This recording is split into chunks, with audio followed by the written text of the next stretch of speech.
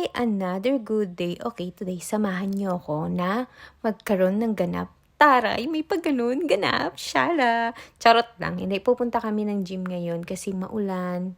Yun nga maulan, magji-gym, di ba? Okay lang naman yun. Para naman may exercise tayo kahit na ganito yung weather, kailangan pagpawisan pa din tayo. Siyempre, kailangan natin magpaka-healthy, lalo na tumatanda tayo, di ba? Actually, nagkaroon din talaga ng time kasi nga, di ba, may bagyo ngayon. So, sinara namin yung skincare clinic namin at tinaas namin yung mga ibang gamit. Actually, lahat pala ng gamit kasi nga baka bahain.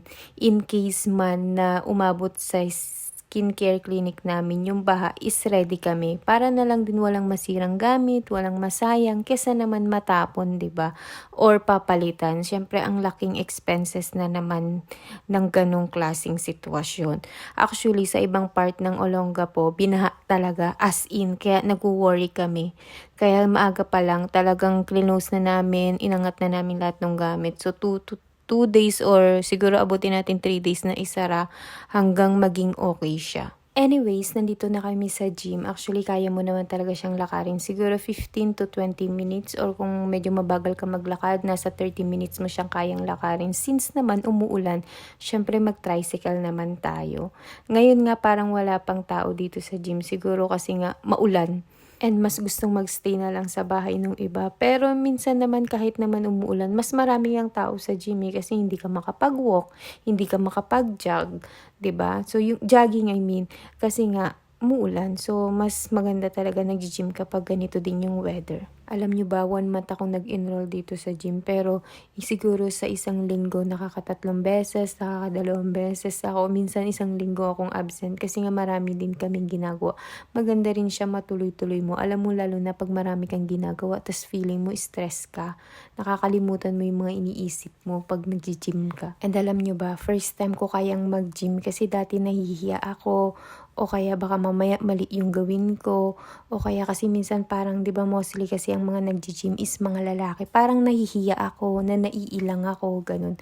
Buti na lang napilit din ako nitong si Justin. Kasi dati, nagja-jogging kami nung hindi pa umuulan. Ngayon tag-ulan na, so wala kang choice. Pag hindi kasi ako pinapawisan, laging sumasakit yung ulo ko. Kapag sumakit pa naman yung ulo ko, talagang as in super sakit niya na hindi pwedeng hindi ko siya inuman ng gamot.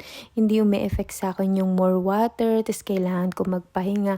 Alam mo, kapag hindi ko siya ininuman ng gamot, kahit na lumipas na yung 3 oras sa pagpapahinga, super water, tas kain, ganun, lalo siyang sumasakit. Kaya ito din yung best way na naisip ko, kailangan lagi akong pinapawisan. Kaya kahit na busy, talagang ginagawan ko ng time na makapag-gym, makapag-jogging, o kaya basta papawisan ako sa loob ng isang linggo. Kailangan kahit 3 beses ako na super pawis talaga para mailabas ko lang siya at hindi nasasakit yung ulo ko. Alam nyo ba guys, napansin ko kapag lagi ka pala nag-gym or yung ganito, yung nagkakaroon ka ng mga new friends or nagkakaroon ng community, masaya din pala yung mga ganun. And lalo kang namomotivate na mag-gym.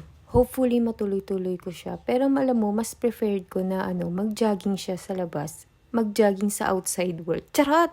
Hindi, parang mas nare-relax kasi ako yung tumatakbo ka sa labas. Ang dami mo nakikita, may mga nature, ganun. And ito, natapos na ang araw ng pag-gym namin. Siguro nasa 3 hours din. And dito kami sa May Pag-asa Market, magtitingin kami ng pwede naming i-dinner. Dito sa May Pag-asa, kilala din to kasi marami dito yung mga bilihan ng pagkain. Tapos mura lang. Actually, lunchtime and siguro mga 5:30 p.m. to 7 p.m. Sobrang dami ng tao dito. Ngayon yung iba close kasi nga ang lakas ng ulan. Siguro kasi yung iba hindi naman makakapasok sa trabaho. So, yung ibang store is nag-close sila.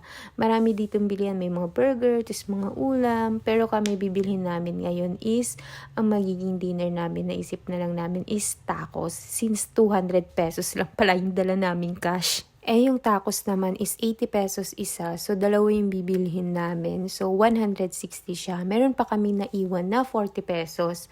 And yung pamasahe namin pa uwi is 35 pesos. So, may 5 pesos pa kami. Then, habang inaantay namin matapos yung in-order naming tacos is, sabi ko nga, gusto ko ng puto. Gusto ko ng puto kasi ang problema namin is wala na kaming budget na dala. At naganap na lang kami ng coins. Tapos chinek ko yung cellphone ko at meron naman laman yung GCash. So maganap tayo ng puto na pwedeng GCash ang payment para makabili tayo. Dito naman sa palengke kasi sa may dulo to dulo naman yung bilihan. Marami kasi nagtitinda din dito ng kakanin. Yun nga lang, magkahiwalay sila. Pero konting lakad lang naman. Nandito pa din naman sa may palengke. Dito sa Pag-asa, sikat yan yung mga wood crafts ba yun? Yung mga nilalagyan nila ng mga pangalan, mga ganers. Tapos dito, marami ding bilihan ng mga tela.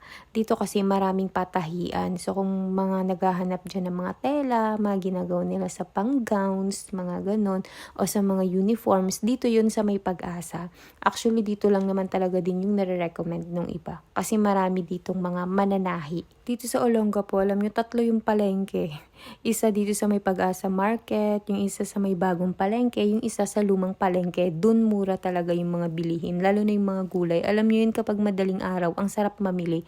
Kasi dun nila binabagsak yung mga gulay, tapos dinideliver nila dito sa mga palengke o sa mga talipapa. Syempre, pag dito ka na bumili, medyo mas pricey na siya. Kaya kung gusto mo ng murang mga bilihin, mas maganda pumunta ka dun sa may lumang palengke. Nakapag-try naman na kami dun, pero sobrang mura talaga at fresh na fresh yung mga gulay, ganun.